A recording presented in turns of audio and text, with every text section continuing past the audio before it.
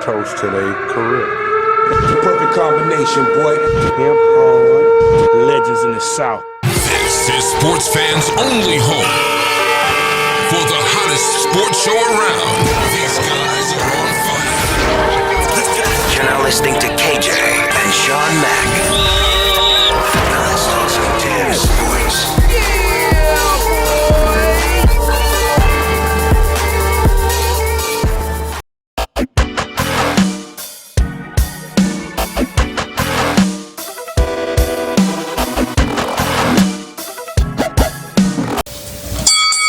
Thanks for tuning in, sports fans only. See Andy back with another video. On deck, Canelo Alvarez coming off of his KO stoppage this weekend of Caleb Plant. That was a really good fight. So now he's the undisputed at 168. I would say it seems like he's not wasting any time looking for his next opponent.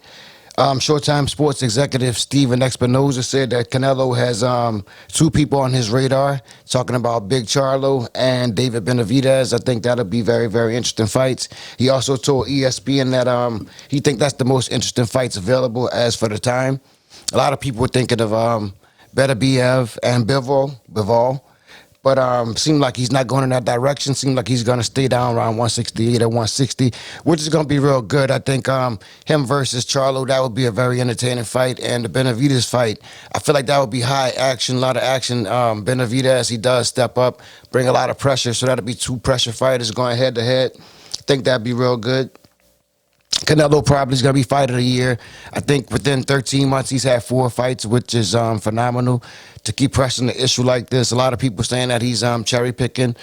I really don't feel like that's cherry picking. The last couple of people he beat, they all had belts. And what did he have? He had a KO stoppage on the stool. So basically like 4 TKOs in his last couple of fights. So I would say that that's really big accomplishment. So as for him wanting to take on Charlo or Benavidez, we're going to get into the tail of the tape. Seems like Charlo's coming in at 6 feet, 73.5-inch reach, 32 wins, no losses with 22 KOs.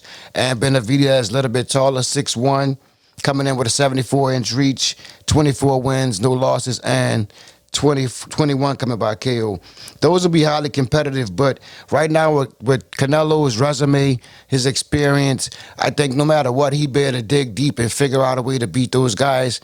I know Charlo, he's a power puncher. He's going to come and that would be a good fight, I think, for a couple rounds, maybe in the first 6 or 7 rounds. I think they'll probably slug it out. But Canelo's a little bit different now, so he can his last couple opponents has been a lot of body shots, heavy overload of uppercuts and stuff like that. But versus Charlo, he probably would be a little bit more versatile, box a little bit, try to walk him down and keep going back and forth between that process. So that'll be a real good fight. But I feel like in the end, Charlo doesn't have the experience. He didn't look great in his last fight. So I would take probably take TKO maybe, or like a 12-round unanimous decision if you win against Charlo. But I do think the better fight would be him facing Benavidez. I think that would be a lot of energy right there. Canelo, no matter what, coming forward or trying to box. Benavidez, he's going to stick to it. He's going to come. He's going to apply a lot of pressure. And David does have power. He didn't look great in his last fight either, but I think, no matter what, when people fight Canelo, they really step up. That's a big fight for them. That's their biggest payday also. I think Caleb Plant, you know what? Right now, I'll get into that Caleb Plant. As for Caleb Plant, I think he received $10 million to fight Canelo. He had never made $1 million in a fight. So no matter how that fight ended, that's a great fight for him. I think that he did a great job defensively. He executed some Floyd Mayweather-style defense, which definitely worked. The only thing was he didn't have enough snap on his punches and wasn't aggressive enough. You can't win the fight backing up the whole fight. So I think he needed a little bit more power and a little bit more aggression, let his hands go, get some more combinations going.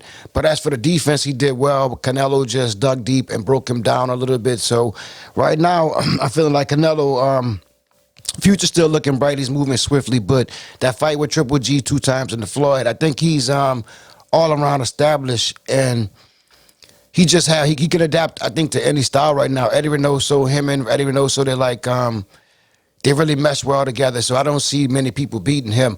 But that's what's on the horizon for Canelo, coming from Steven Espinoza, that he's definitely not Right now, he's not thinking about the 175, even though Benavidez is looking a little bit vulnerable. He hasn't been fighting as much as he used to, so Canelo may have adjusted to that weight and can move up, but seems like first to business going to be Charlo or David Benavidez, which would be great. So I'll leave it right there. Final thoughts on that. If that ever happened, if they fight, I think I'll take Canelo in both fights, but I think the Benavidez fight will be a lot more action-packed, a lot more fan-friendly for the fans. So I'm going to leave it right there. Sports fans only. C-Mac.